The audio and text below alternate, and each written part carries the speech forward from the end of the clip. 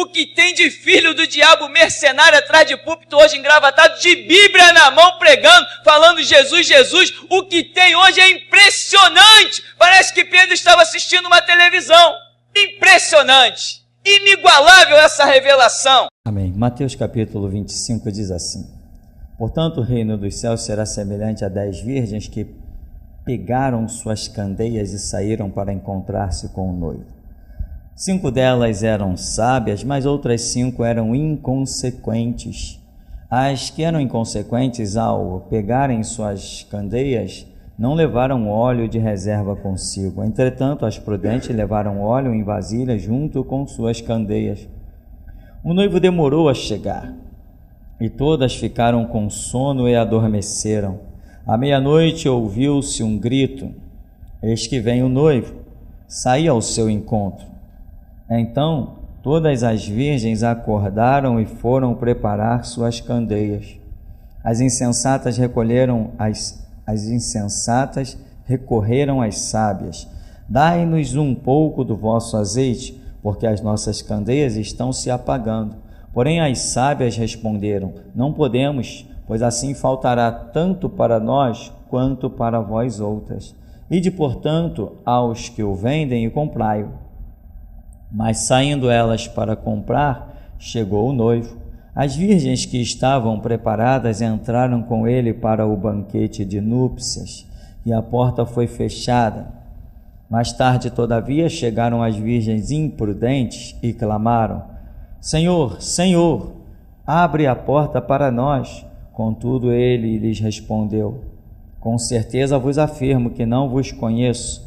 Portanto, vigiai, pois não sabeis o dia, tampouco a hora em que o Filho do Homem chegará. Amém. Poder sentar. Você conhece bem, muito bem, a parábola das 10 virgens, que revela o número 10, que é a totalidade das operações de Deus através da vida do homem. 10, as igrejas que estão espalhadas por toda a terra, porém tem igreja prudente e igreja imprudente. E o resultado da imprudente é esse, a rejeição. Igrejas que serão rejeitadas, né? Pelo menos em uma primeira instância rejeitadas. As candeias, que representam as lâmpadas, que é a palavra de Deus, lâmpada para os nossos pés, luz para o nosso caminho. O óleo, que é símbolo da unção, da graça concedida ao Espírito Santo, específico dentro de cada dispensação. Logo, temos aqui um grupo que está com a unção correta, e temos um outro grupo que tem pouco azeite. Então a unção deste grupo não é o bastante para que a graça esteja sobre eles para alcançarem os projetos de Deus dentro deste momento dispensacionalista específico em que Deus está tratando com o arrebatamento da igreja para passarem pelas portas.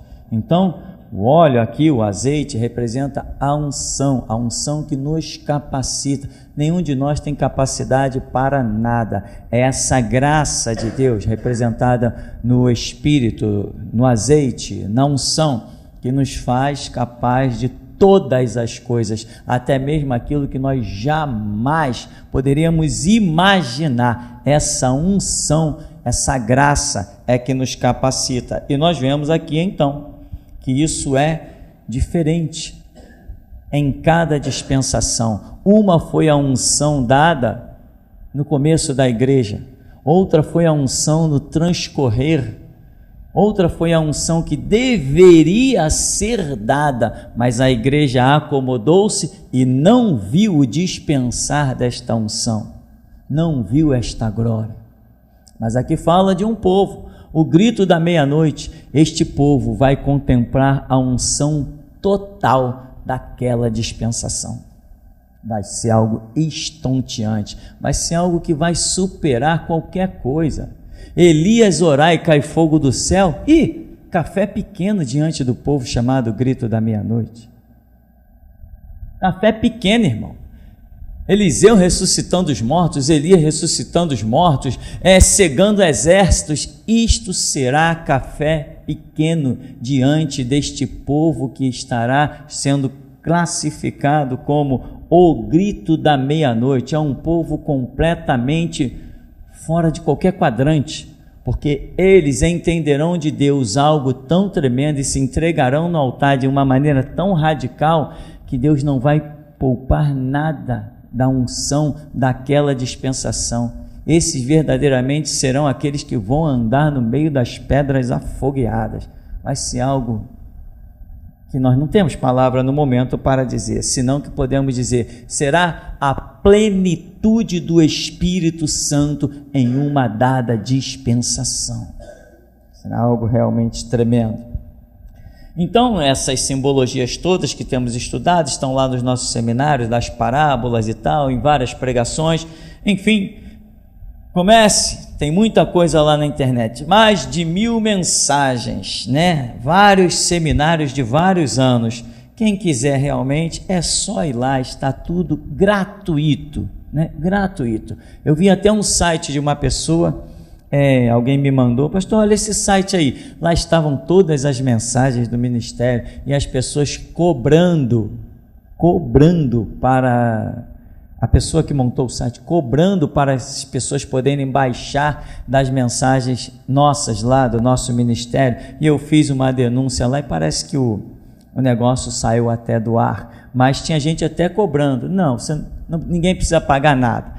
Basta ir lá em ogritodameianoite.webs.com, está tudo lá gratuito. Os livros que temos escrito, as mensagens, os seminários, tudo gratuito. Nosso trabalho é assim que Deus ordenou fazer, de graça, e é assim que será enquanto eu viver. E tem mais também, depois que eu morrer, ninguém segura mais isso, porque isso vai estar espalhado em tanto lugar, na mão de tantas pessoas com coração sincero, que será impossível deter. Pode sair até uma lei no Congresso Nacional, na ONU, vamos arrancar aquelas mensagens todas da internet. Eles vão passar uns 500 séculos e não vão conseguir, porque elas hoje já estão com uma tecnologia resguardada dentro de vários PCs, não estão só na internet.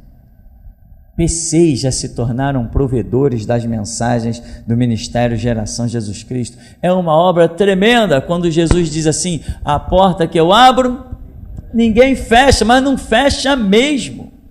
Não fecha mesmo, isso é tremendo.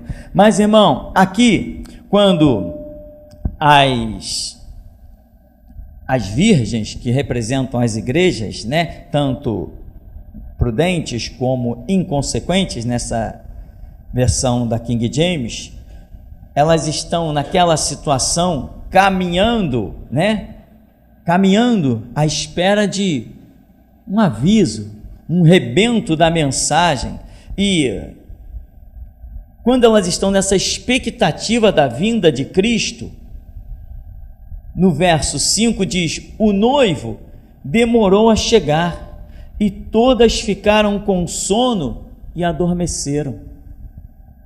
Todas, tanto as nécias quanto as prudentes, todas vão dormir.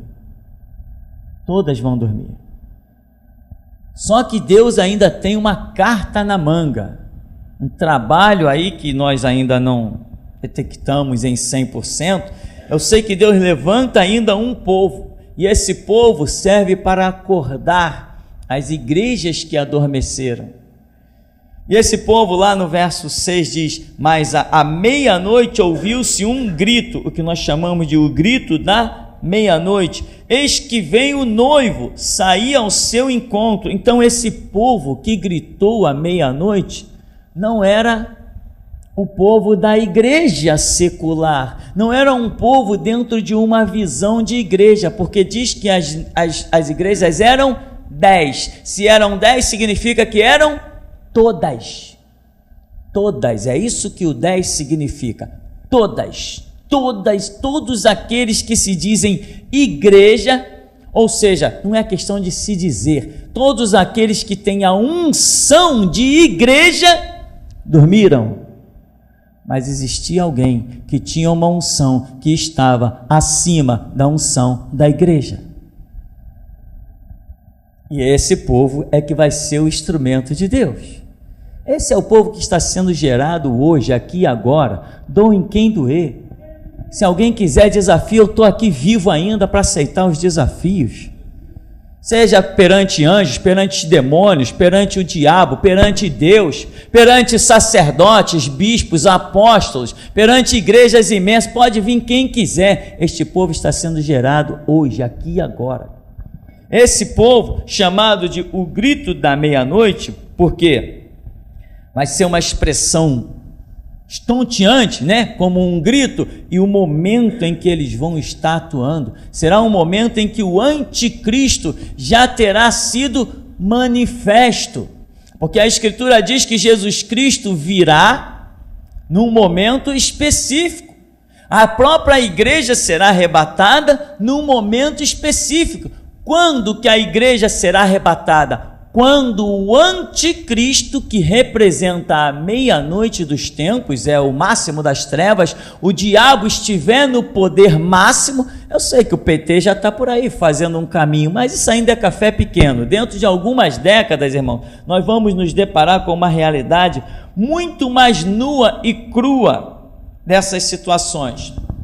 Nós vamos verdadeiramente ver que há algo preparado que vai deixar o mundo tonto, como Paulo diz assim, porque não receberam o amor da verdade para se salvarem, Deus lhes permitirá a operação do erro, que é o próprio reinado do diabo. Isso não era um projeto de Deus, isso é um castigo de Deus, não era um projeto para o homem, um dos bons projetos de Deus, não, mas o homem, a humanidade será governada pelo diabo e vai comer mais do que o pão que o diabo amassou com as botas. Vai ser uma coisa horrenda para a humanidade, que não quis dar amor, não quis dar ouvidos, o amor da verdade para se salvarem. Então receberão a operação do erro. Então aqui, quando o anticristo, já estiver no poder, é que se sucederá o arrebatamento da igreja. Ali, naquela era, o número de martírios vai voltar a ser como nos tempos antigos.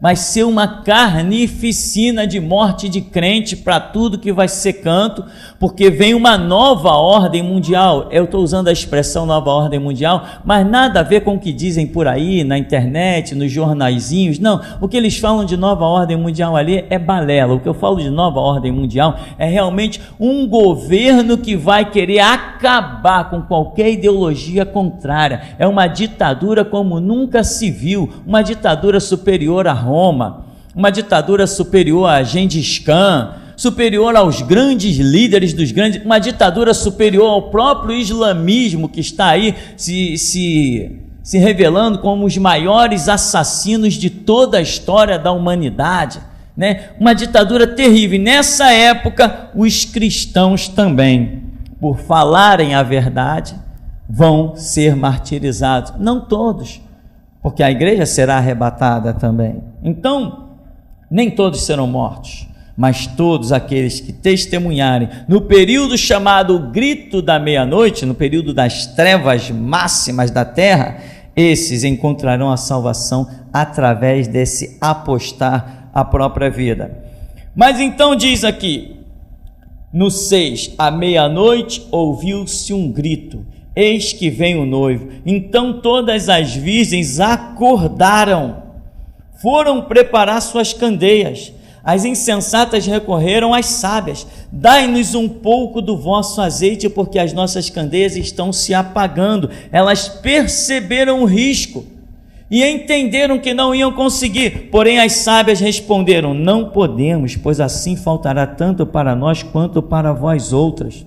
Ou seja, essa unção, ela é específica, ela não pode ficar nada em falta. Nós estamos na condição de adentrar nas bodas, não podemos perder nada dessa unção, não podemos perder 1 milímetro dela, ela é específica, amém, irmão? A unção que Deus dá sobre a tua vida é específica para realizar a obra que Ele te determinou. Você não pode fracassar em nada. Quando Deus te disser, vai e faz alguma coisa, não diga como eu vou fazer, vai e faz, porque a unção vai te capacitar. Está lá na plenitude, não está faltando nada. Se você titubear entre dois pensamentos, você acaba perdendo o momento da unção, porque a unção não vem sobre ti e permanece, a unção vem sobre ti e permanece o tempo de você realizar a obra. Portanto, quando ouvides a voz de Deus, não endureçais os vossos corações, vai e faz o que Ele te mandou, porque daqui a pouco você vai dizer assim, não, eu tive vontade de fazer isso, agora eu não tenho mais. Sabe por que não tem mais? Porque a unção se perdeu. Você perdeu a unção, perdeu o momento, perdeu aquela dispensação pessoal. Agora você vive aí vegetativamente no mundo espiritual.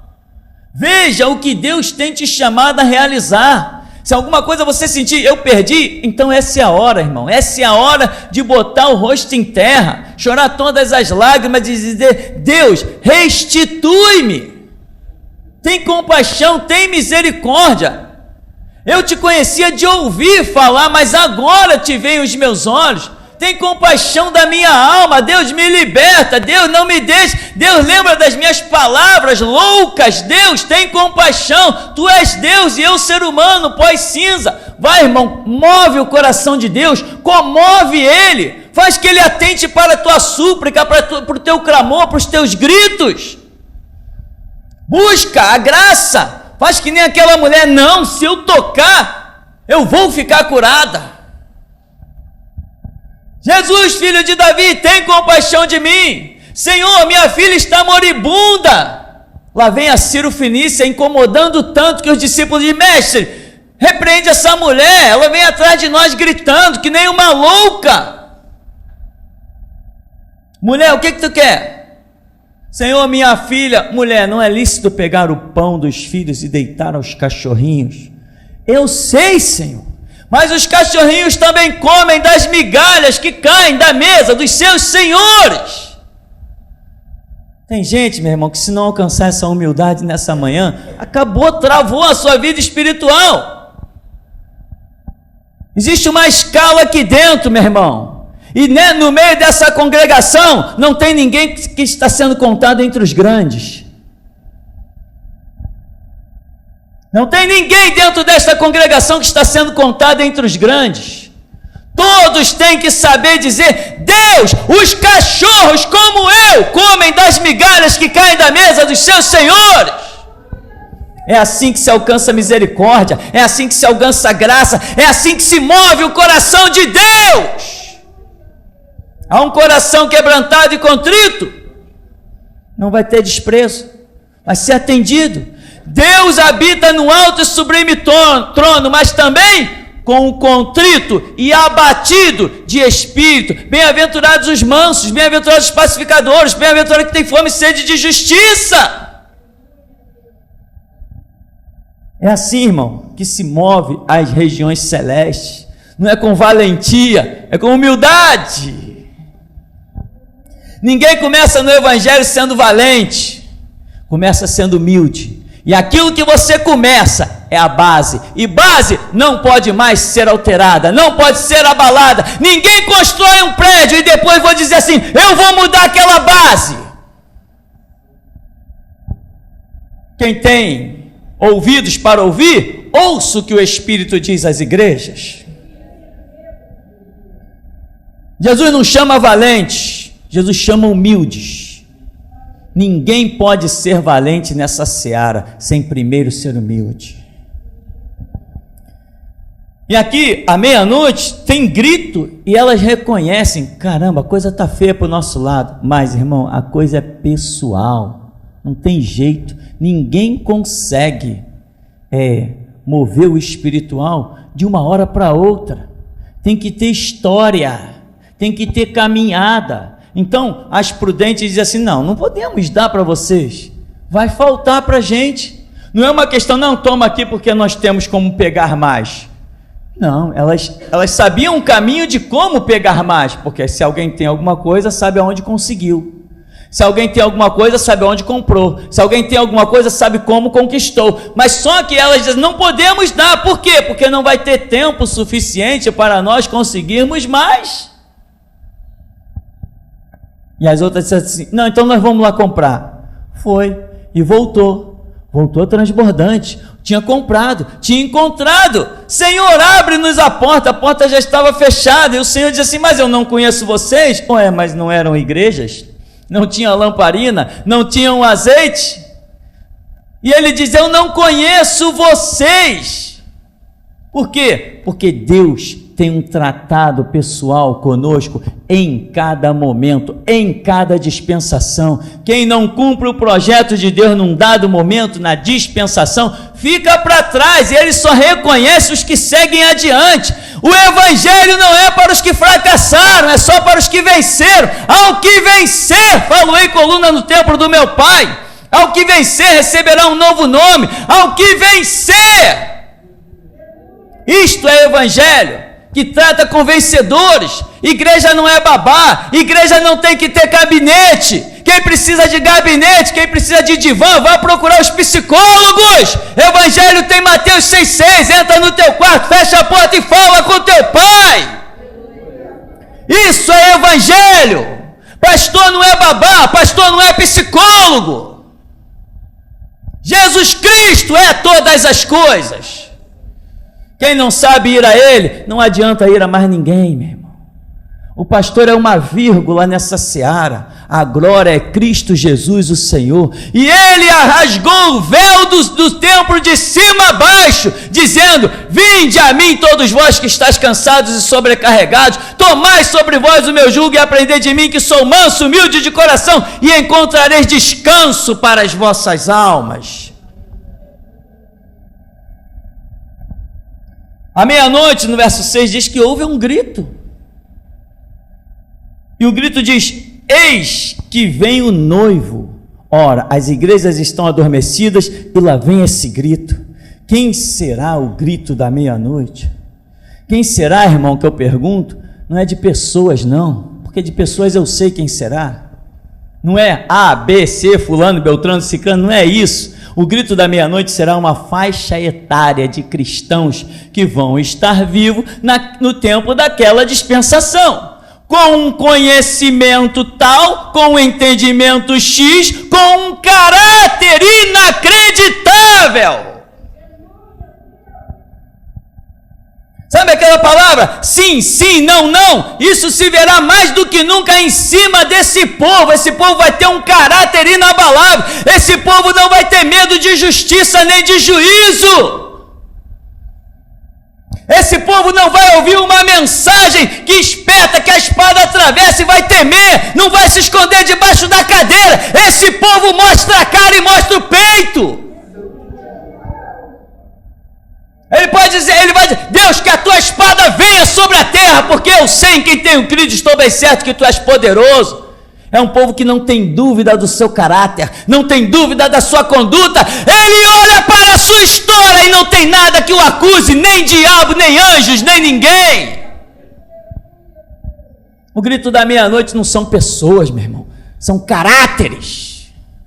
É gente de caráter, gente de honra.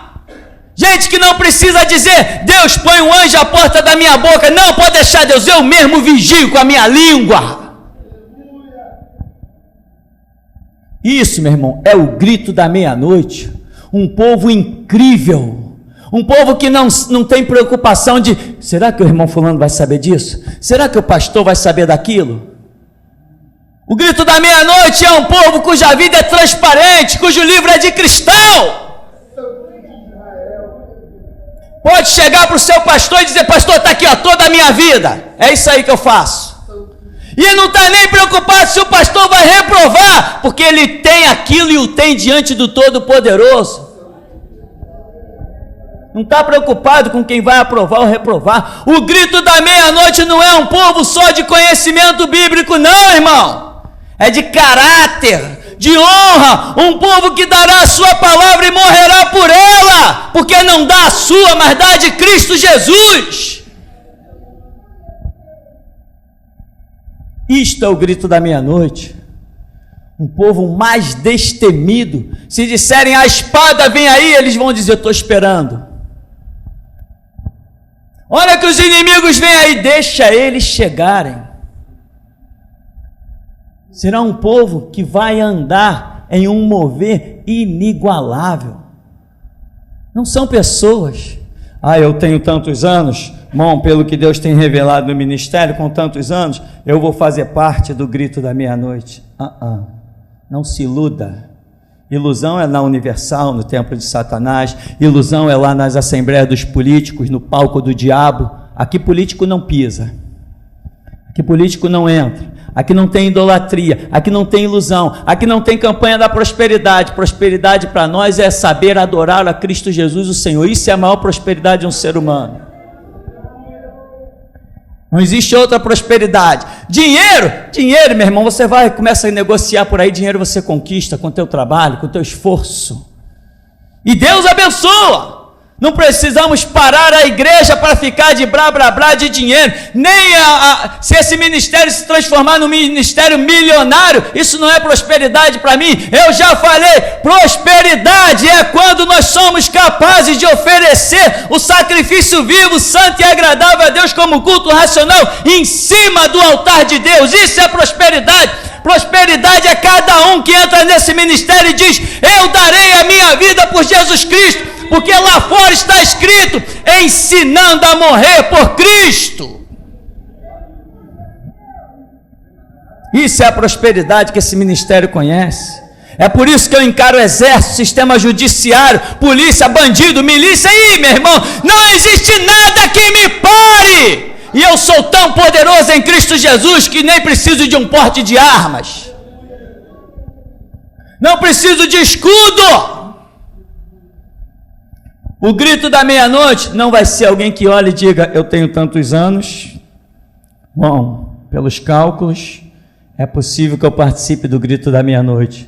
O grito da meia-noite não será um povo separado por idade, porque se Deus quiser que alguém aqui participe do grito da meia-noite com o conteúdo que tem dentro de si, Ele dará esses 120 anos se quiser. Se quiser, dá a este os 930 anos de Adão. Se Ele quiser, Ele dá. Ou vamos dizer, Ele não pode. Ousa dizer para Deus, Ele não pode. Se Ele quiser dar alguém aqui 500 anos, Ele dá. Renova tempos e estações. Faz uma geração inteira baixar a sepultura e você fica de pé. Antecipa o milênio na sua vida, se Ele quiser. Então, meu irmão, o grito da meia-noite, estou me alimentando da Bíblia, porque eu quero participar do grito da meia-noite. Quem se alimenta da Bíblia, descobre que a Bíblia cobra um caráter polido. Quem se alimenta da Bíblia, descobre que ela diz assim: a tua palavra tem que ser sim, sim e não, não. O que passa disso é do diabo. Quem se alimenta da Bíblia, sabe que a Bíblia diz: em tudo sejam as vossas petições conhecidas diante de Deus. Não fica por aí se lamoreando que nem as paroleiras de casa em casa, telefone em telefone, zap em zap, não. Quem se alimenta da Bíblia conhece Mateus 6,6 e sabe abrir a porta do seu quarto, entrar e fechar e ter a sua vida com Deus. Esse será o grito da meia-noite. Um povo que não precisará consultar a ninguém, eles sabem o que tem que ser feito. O grito da meia-noite, ele vem e anuncia para a igreja: sai ao seu encontro. As igrejas estão adormecidas, mas o grito da meia-noite, ele chama as igrejas a acordarem. Então eu estou te dizendo, Deus já está fazendo separação nessa terra de dois grupos. Um se chama igreja e já estão carregando seu travesseiro consigo, e outro se chama o grito da meia-noite. Meia-noite é hora de descansar. Não, só procura o descanso nessa terra quem não conhece Cristo Jesus. Mas o grito da meia-noite, ele diz assim: aí vem o noivo. Na simbologia de João Batista e da história de Israel, nós sabemos que aquele que anuncia a vinda do Messias é chamado de o amigo do noivo. Você tem ideia do que é isso? Abraão foi chamado de o amigo de Deus. Sabe por quê? Por causa das tremendas obras que Abraão realizou. Quando Abraão descobriu Jeová Jirê, Deus proverá, quando está de cutelo na mão para sacrificar o próprio filho.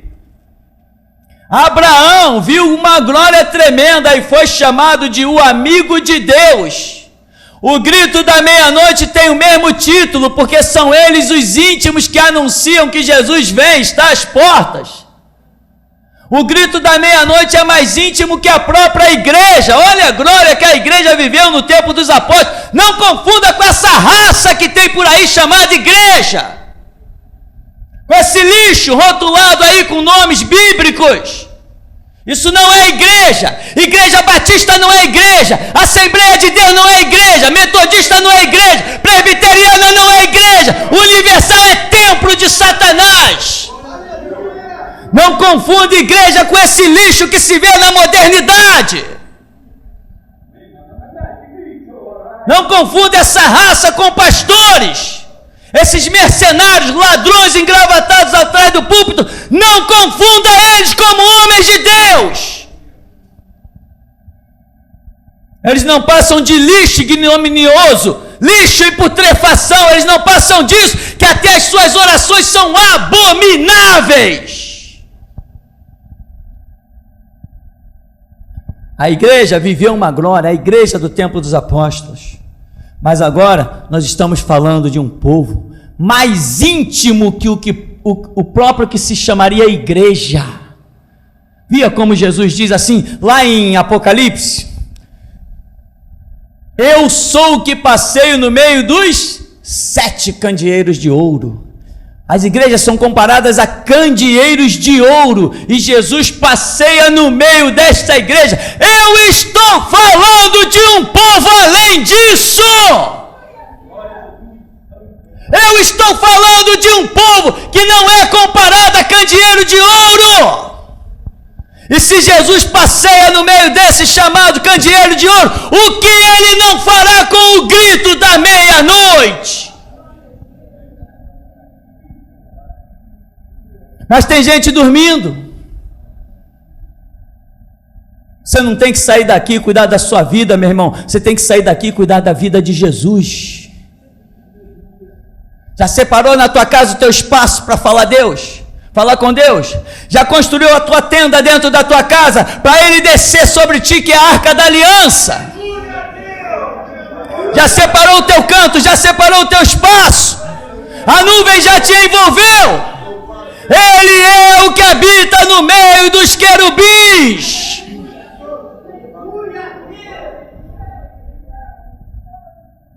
Já separou o teu espaço? Já controlou a língua?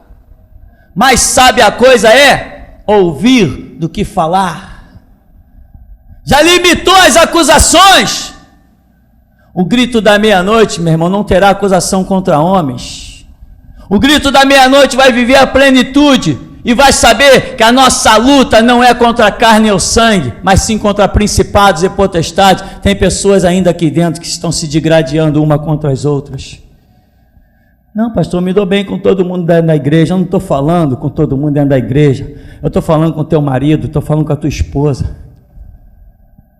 A maior guerra que tem aqui não é de irmão com irmão, isso aí sempre existiu em toda a história da humanidade, é só abrir Atos dos Apóstolos, mas é o cúmulo do absurdo, que marido e mulher que se descrente vivam como alguns aqui estão vivendo, dá vontade de vomitar,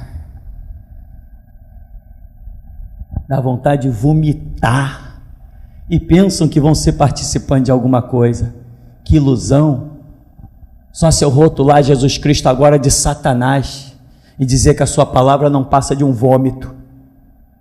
O Deus que pregamos neste lugar é santo. Santo, santo, santo é o Senhor dos exércitos.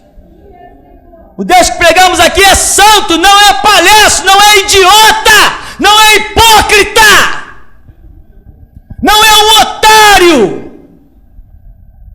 Não entra em planos feitos por mão de homens e não me abençoa porque eu tenho um coração bonzinho para o inferno. Nós aqui temos regras chamadas evangelho. O grito da meia-noite não é qualquer um, meu irmão. O grito da meia-noite, você tem que olhar para a sua vida, para o seu caráter, para a sua honra, para a sua dignidade, como você trata o seu próximo, como trata o seu filho, como você trata todo mundo, para saber se você tem caráter de receber essa unção da última hora. Essa unção não é para qualquer um, é para um povo selecionado que nem de igreja não é chamado. Tudo que você conhece de igreja aí fora, vão todos adormecer, vão todos precisar de alguém para lhes acordar, e esse alguém é o povo que está sendo gerado aqui agora. Aqui nesse ministério Deus já mostrou alguns caminhando com a bandeja na mão, com a bandeja vazia, e vieram falar comigo, pastor, era o crepúsculo, era a virada do dia, era aquilo que termina um dia, como a cultura judaica, termina um dia para dar início ao outro, e o povo ia caminhando com bandejas de prata vazia. Eu dizia, porque a cabeça de vocês vai para lá. Gente aqui de dentro já está marcada para glorificar Jesus Cristo, tendo a sua cabeça decepada. E ainda tem gente aqui dentro que ainda está brincando de evangelho, preocupado com as suas finanças. Eu já falei nesse ministério, eu não sou pobre. Um pobre não tem 2 carros lá na porta. Eu não sou pobre.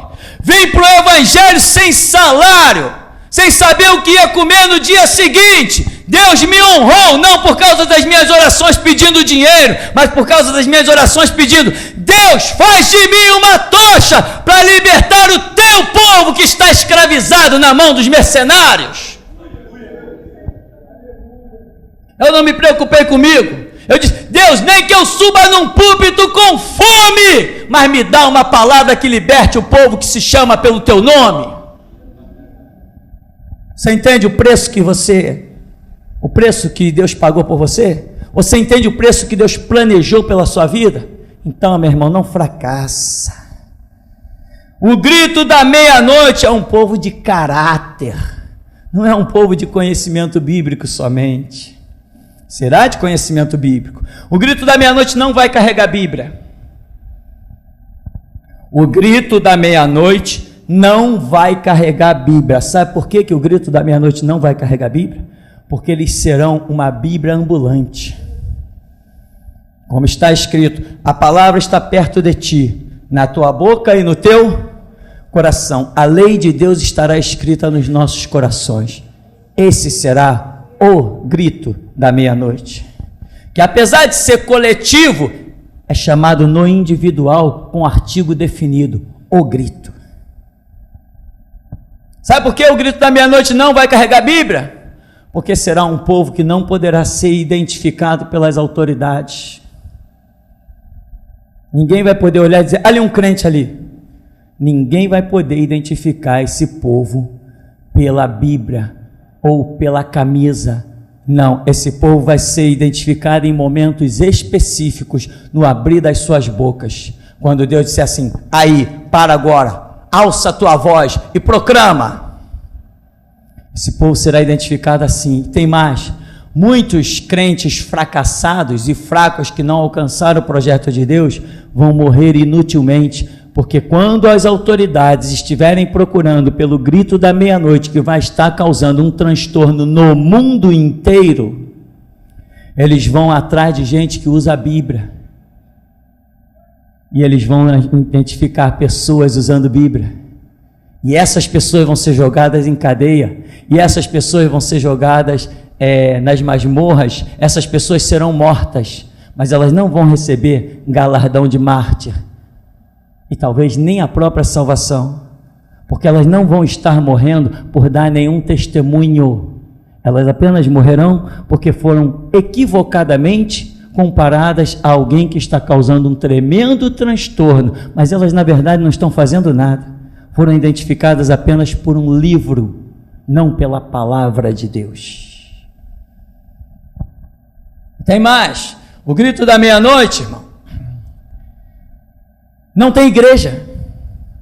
Nessa época, muitos crentes serão presos dentro das suas igrejas, muitos serão levados para interrogatórios, muitos sofrerão pequenas torturas, porque eles virão até as igrejas e vão pegar esse povo achando que aquela voz, aquelas citações bíblicas, aquela glória toda, aquelas acusações, aquilo que está abalando o reino do diabo, eles vão achar que aquele está saindo das igrejas, mas não vai estar saindo de igreja nenhum, vai estar saindo de algo além das igrejas, que é o grito da meia-noite. Mas o grito da meia-noite não terá igreja, não será um povo se reunindo num lugar físico, não terá isso.